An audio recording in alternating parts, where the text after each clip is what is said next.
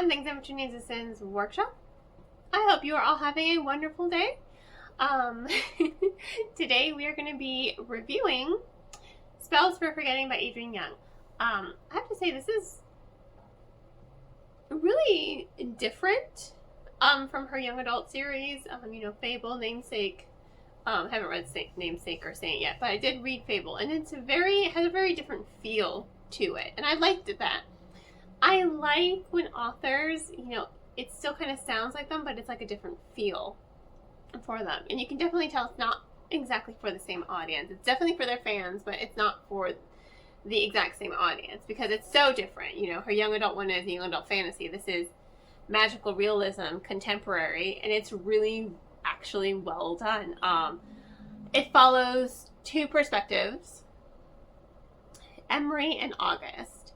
And the story, it follows Shorsha Island and tight little community on this island. It's like a small town basically, and everyone's up in each other's business and whatever. And August, about a decade prior, he was accused of murdering his friend Lily Morgan. Now there was no evidence to it, but due to that, he and his mother left the island.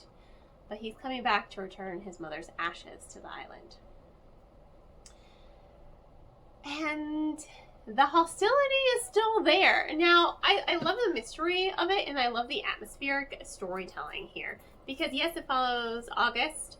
He's one of our main protagonists, and Emery, who was his girlfriend at the time, and also Lily Morgan's best friend. You can tell she's still in love with August, but he left. He left without saying goodbye. Given the way the town was reacting to him and everything, he was accused, but with no evidence, they couldn't prosecute. He and his mom just left in the middle of the night. They're just like, okay, you know what? We just need to go. Clearly, we're no longer welcome in this community.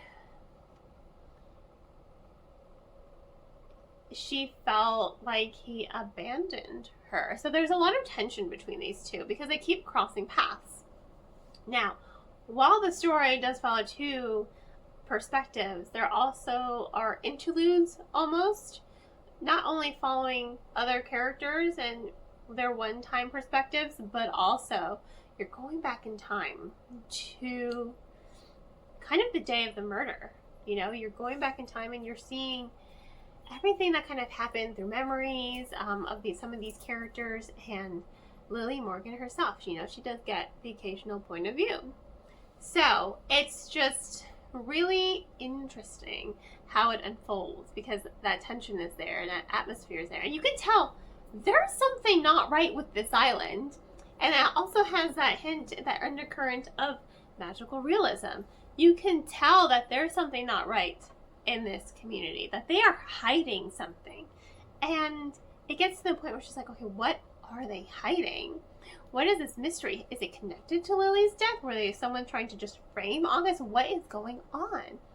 So you're invested in this mystery, like everything that's going on and leading up. And it's not like a slow novel, but it's unfurling, very hauntingly, very eerily, very atmospherically, this mystery, and you are like engaged in it. But not only that, you're also kind of engaged in that tension between Emery and August. Like, they are not over each other at all by any means.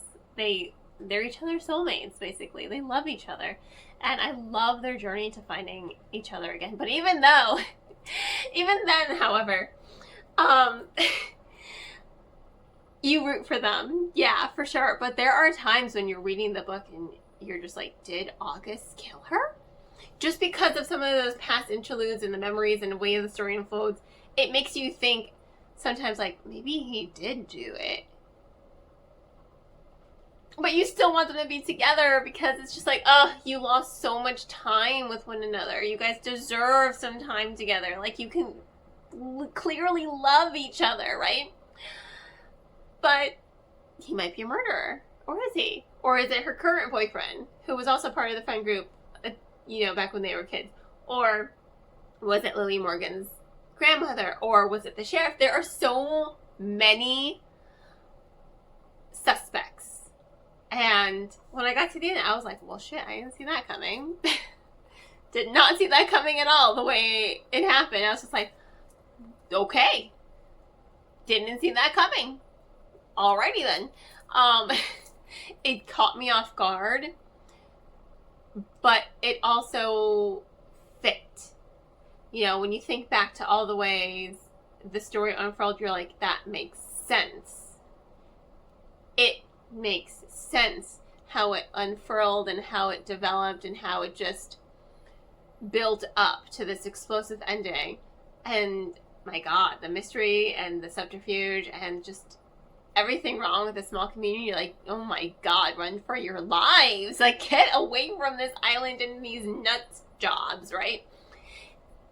It's a slow build, but it has a lot of tension to it. So even though it's slow, that rising tension is what really keeps you hooked and engaged from beginning to end, alongside that sexual romantic tension between Emery and August. I mean, you just feel for them. You really do feel for them. And they're really good. They really do have good voices and good characterization and personalities. And God, when they just wrap each other in each other's arms, I'm just like, this is it. Good for you guys. But you know, it was a really good read. It's definitely something different.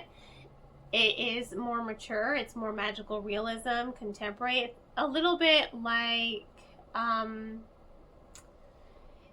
it feels, atmosphere-wise, it feels a little bit like practical magic, just atmosphere-wise. Not really with all the witchy, fantastical elements, but it feels like a contemporary fantasy. And it is, in ways. It is a contemporary fantasy, but the fantasy is more of an undercurrent to the mystery to it. But, you know, it really is light on the fantasy, really good tension, has an excellent mystery to it. So it has a lot of things that'll cater to a lot of people, and really good characterization as well. So overall, I have to give this book 4 out of 5 stars. If you want to go ahead and purchase it yourself or check it out yourself, I will, of course, include links in the description. On that note, please don't forget to like, subscribe, and share with all your book-loving friends. I hope you all have a wonderful rest of your day, and as always, happy reading.